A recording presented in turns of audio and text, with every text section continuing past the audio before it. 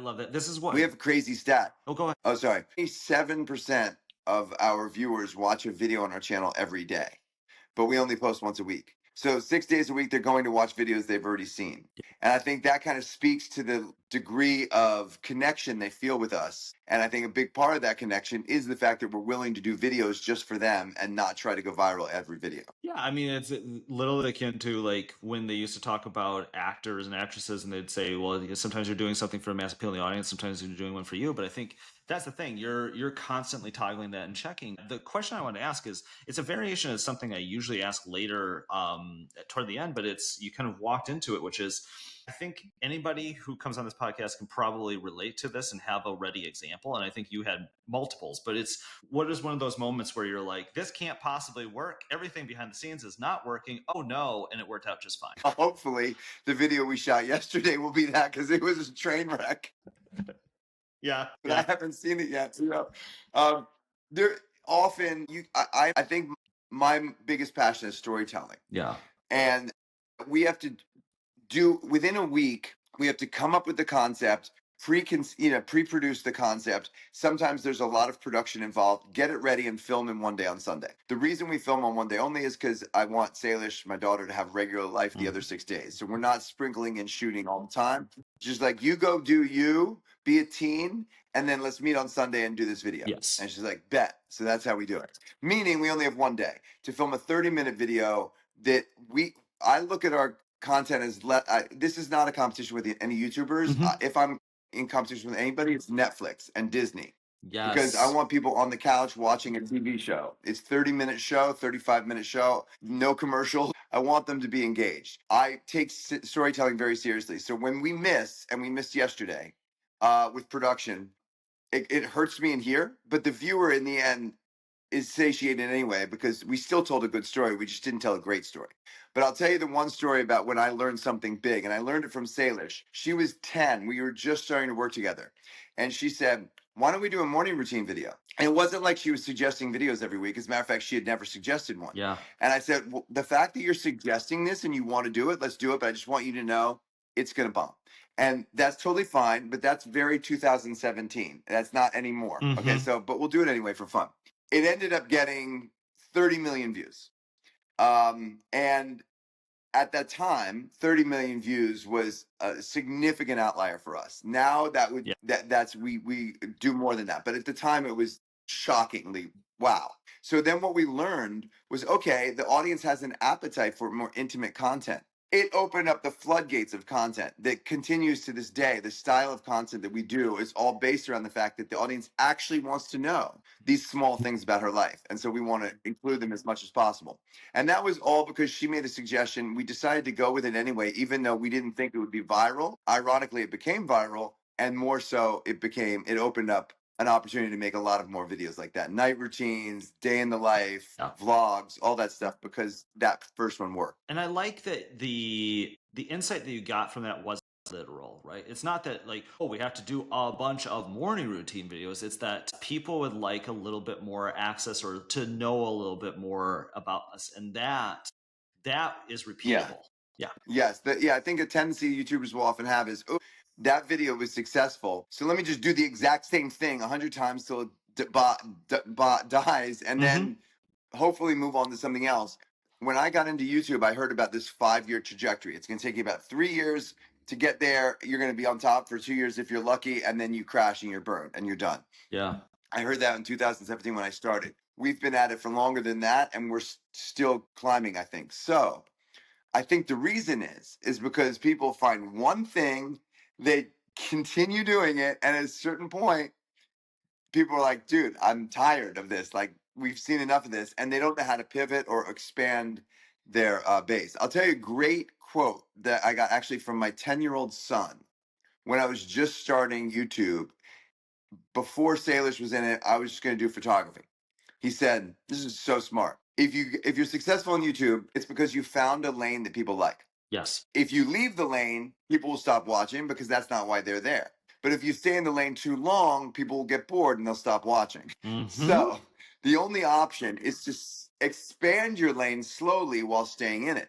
I thought that 10 was remarkable, but I thought that was great advice no matter what, because don't just stay in a narrow lane, but don't go over here. See where your lane can expand. In my case, it went from 10-minute photo challenges to photography of celebrities like Charlie D'Amelio to working with my daughter. But the transition of working with my daughter, I started photographing her first on content and eventually put the camera down. So it was a way to expand the lane into using her without suddenly all of a sudden saying, I'm a family channel. Yes. And we continue to open the lane more and more as we're growing. That expanding the lane and collaborations are massive. When I first started, my entire channel was based on collaborations. Every week I was photographing a new person.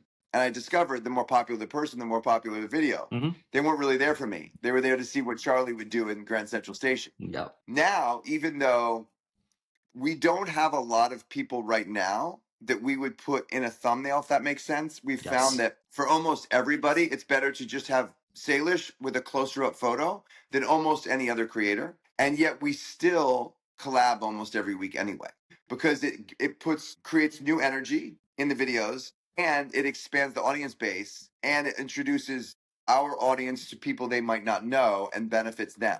So we've gotten to the place where it used to be me, hat in hand, going to people that were way more popular. Could you please collab with me? Now it's gotten to the point where we are fortunate enough to have people want to collab with us, and then doing it to boost them, even if it doesn't necessarily drive more views for us.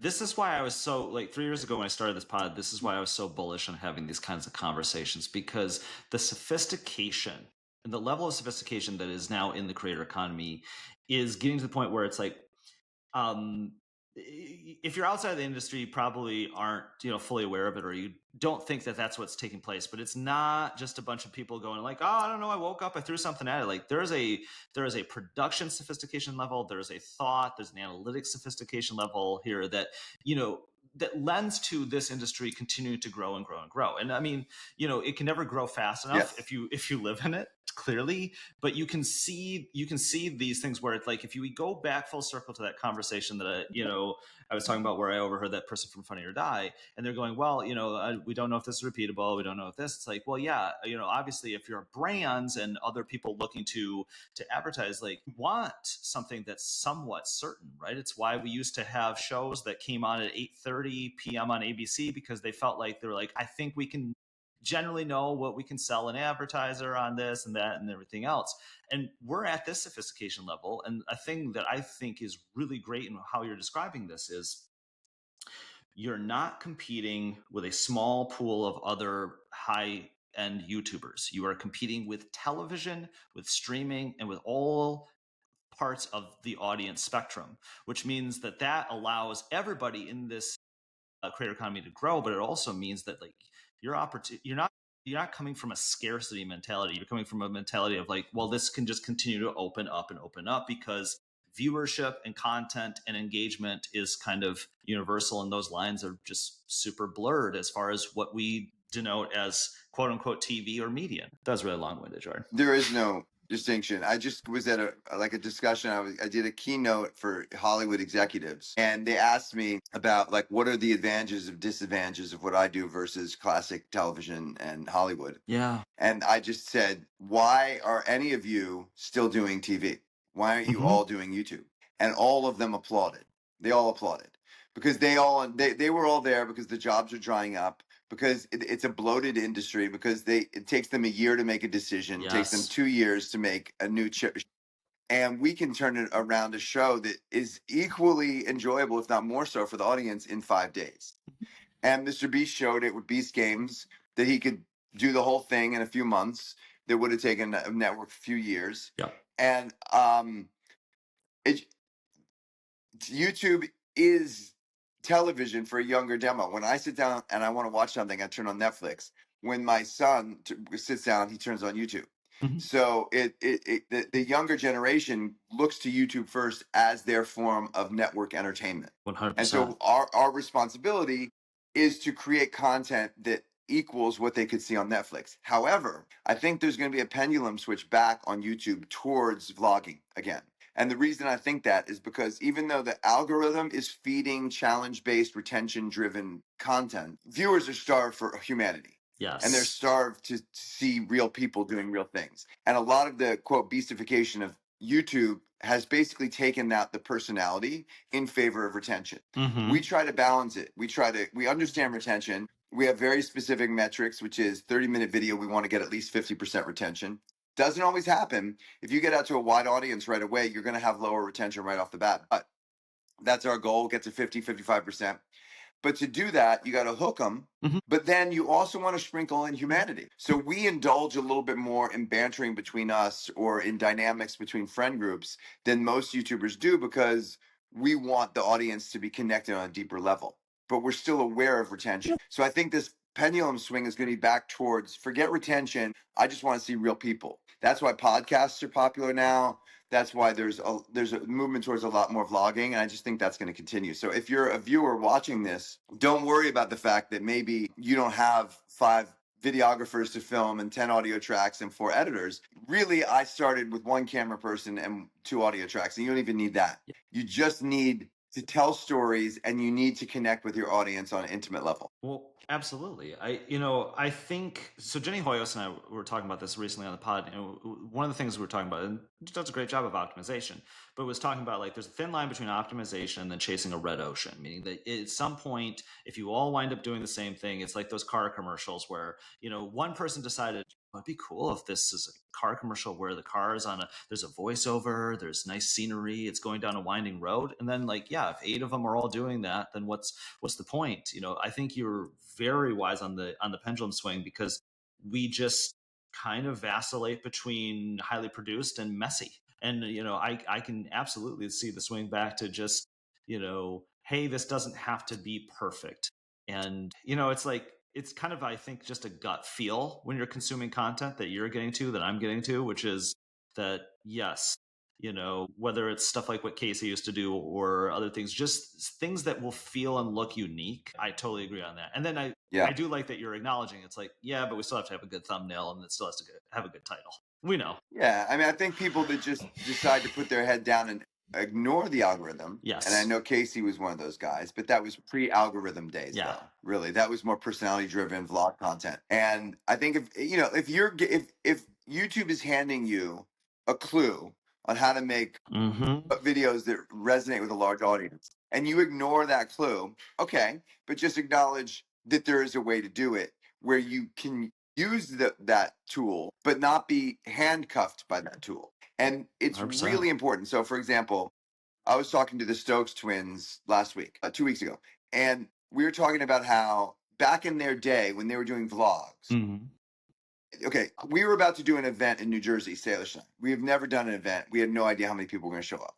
We're talking to the Stokes twins about it because they had done events. And they said, well, when we were back in the day, when we were doing more vlogs and it was more personality driven, we could get 10,000 people to the Santa Monica Pier. But now we're doing challenge based content that is much less about us and more about the algorithm. And I don't think that we would be able to get that same number of people at this point, meaning that they have broadened their audience significantly, but maybe not as passionately as it was when it was more intimate content. So we went to this event not knowing which, are we the old Stokes twins or are we the new Stokes twins? We know we get the views, but are we disconnected from our audience as hard as we've tried? So we're going to go find out if we're the old Stokes twins that could have 10,000 people show up at an event, which we would have never imagined possible, or the new Stokes twins that understand the algorithm but actually don't have a passionate audience. When we did the event, 87,000 people showed up. So it was the largest event the mall's ever had. It was in the same location as Jimmy did Beast Burger, but we doubled his audience. So he had about 40, 45, and we had about 80. Now, if Jimmy did it now, he'd probably have 10, 100 million. But at the time, it was the biggest event a creator had ever had, and we doubled it. So it told me that the combination of understanding the algorithm with retention-driven content that is also personal, like a vlog, that combination is the real key to success. Because then you get massive reach, but you also have an intimate relationship with your audience. It's kind of like, I've made the comparison before with malls and Stanley, which is like Stanley already had the infrastructure. So of course you could promote something with Stanley because they could fulfill things. It's like, if you've got the ability to draw and you have a nearby mall, it's there, it's ready. Yeah. The thing we found out is it's also not made for that. It's a wide open space that doesn't have inherently like paths and Yes. So everybody just floods in. So if you try to get 87,000 people into one space that's not No. meant to hold that many, No. but there's no way to stop people from coming in. It can lead to a lot of disappointed people. We found people came to support her in that launch. It's nice. That is the kind of reach that like most startups, none have. Because even if you look at A-list celebrities right now, I don't know how many of them could bring out 87,000 people to a mall. And the reason I say that is because if you're a huge Ariana Grande fan, and obviously she could pull it for her singing, obviously, what is the color of her bedroom? Like, what's her best friend's name? What's her dog's name? You don't know any of that stuff about celebrities, but you know it all about my daughter and about all YouTubers. Yep. You know them intimately. It feels like you know them personally. And I think that's what drives the connection. That's why Ariana can sell out 4 million seats for her concert, but her beauty line failed. It's because people want to see her perform, but they don't necessarily emulate her, want to be like her, or want to buy her product. One evokes emotion and the other doesn't, right? And that's part of the parasocial Exactly. If you look relationship. at the two big beauty brands right now, one is Rare and one is Rode, and both of them have founders who are very active on social media, Hailey Bieber and Selena Gomez. So they are influencers who are just massive and have been able to launch a very successful brand as a result. Well, especially and certainly for certain products, right? You really need to know the story and the emotion behind the product if you're going to want. And that's the thing with Ariana, right? Like the singing absolutely brings out the emotion, but if there's not that full on connection to the product, then what are we going to do?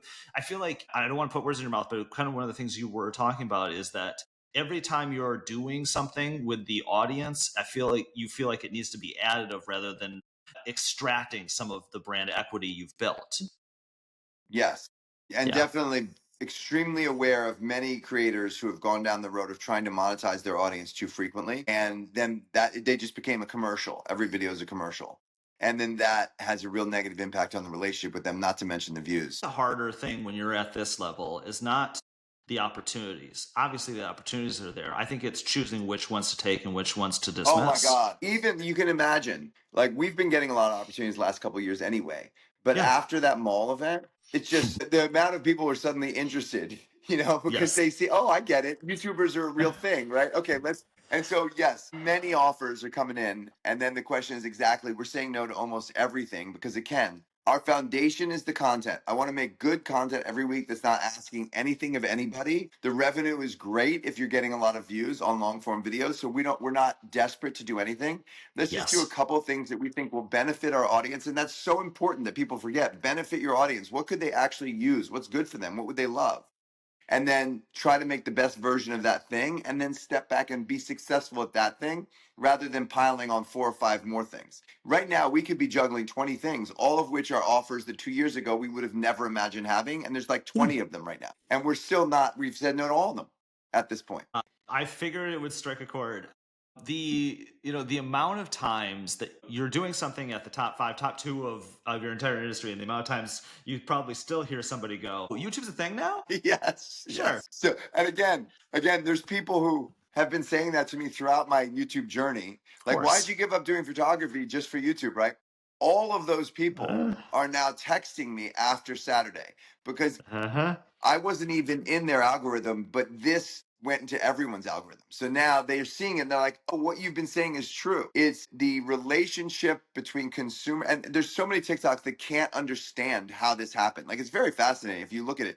There's more often than not people like, how is this possible? Who is this? This is a 15-year-old kid. How in the world are 87,000 people that interested? Because it wasn't just the number of people. It was the passion. It was the screaming. It was like the sleeping overnight to be there, the closed down parking lot, all of it blew our mind because I just want to emphasize we've never done this before. Never. So we were going into it. We were like, if we could get 1,000 people, that would be so incredible. We could meet each person. It would be a lot of people. And then 87,000 people came. 100 state troopers had to come in on their off duty. They had to shut them all down. They had to rush us out through police escort. Everybody was bummed out. It was a huge bummer because we never imagined that could happen. And now imagine. And the mall never imagined. They were not ready for it. Right. But now imagine, like that was the first attempt. Now imagine the 5th attempt or the 10th attempt when you're optimizing this a little bit and you've learned from it and you're growing with it. Jordan, when I close this, I do something called Keep It Short. They are 3 short questions. Sometimes they're hard to answer quickly, but we'll see how it goes. Are you ready? Okay. Yep. If you were building a channel right now, what's the one thing you'd do different? It's just the evolution of character. So as she grows up, the audience can grow up with her and continue to evolve. Look, if we don't evolve, we all become cringe. And let's be honest, we all become cringe at some point. But that's the thing. That's the idea, is to evolve. And the example they were Breaking Bad is that how intentional Vince Gilligan was about that. Like, that's the thing that shines through. It's like how intentional you are about understanding who the audience is, what they're looking for, and how they can grow and age with you. Love it. Jordan, thanks so much. Yeah. And they had the luxury of time. It's like we're already in a new, I think that was probably pre-TikTok. It's you don't have that 10 episode arc. You kind of have to get the hype and get the buzz and get the hook right away and have people talking about you, or else they're going to just dump you for another one that could have a hook. Yeah. Netflix is looking, and as is Amazon and Disney, they're looking for creators now. No secret, but we've had meetings lined up with everybody. Everybody wants to do something. And I think what's going to happen is this pendulum is going to swing too far. Mr. Beast comes out, Beast Games. Oh my God. Okay, everybody, now we're all going to predictably go look for those popular YouTubers. But the fact is, if you're making crap content on YouTube, you're going to make crap content on Netflix. There aren't many people making actually seriously good content right now that are also popular enough to warrant a Netflix show. And I think that Netflix should actually be looking at smaller creators, because it's more about the storytelling and the content than it is about the popularity of the YouTuber. Well, it's taking chances on growing with them, right? Rather than trying to just buy into the audience and be like, hello, fellow kids. But the other thing too is, if I'm in those meetings, right? I've been in meetings at a different point in my career of similar format, and I've been reticent when it's like the version would be like, well, we saw that Beast did well with games, so what's your game? And you're like, no, that's not our content. Our content is this. Right. Yeah. There are categories they expect you to fit in. Sure. You know, obviously he was a game show host, so that's the way it works. We're talking to people about our category and how we would fit, but there's the other thing for anybody that's a television executive out there. Comment why. Why should we do it? Like, what is the actual benefit at this point? Yes. Having a show on a streaming platform. And I keep asking our manager that. Why? If the amount of time they're going to take, right, for us to do it, like how long it's going to take us to film it, we could film X number of videos. The money that you make from the videos is significantly more than the number you would make. And the streaming thinks they own your IP. So tell me the benefit here for why are we doing this? Because it would have to become Stranger Things level success to really justify giving up all that. And the likelihood of that happening is not very high. So I think, you know, it used to be everybody was clamoring to get on TV, and now we're TV, and they're clamoring to get us, and we're not necessarily convinced we should even do it. And I think that's what's hard for Hollywood. I was at an event with Kevin Hart. It was a creator event. And he talked and he said, YouTubers are the new Hollywood. They're the new superstars, and Hollywood doesn't know how to handle it. They don't understand it. It's not their formula. This is the best 1.5 minutes we've ever spent just kind of breaking down accidentally, but on purpose, leverage right now. This is exactly where we're at. Jordan, couldn't have closed it better. Thank you again. Thank you.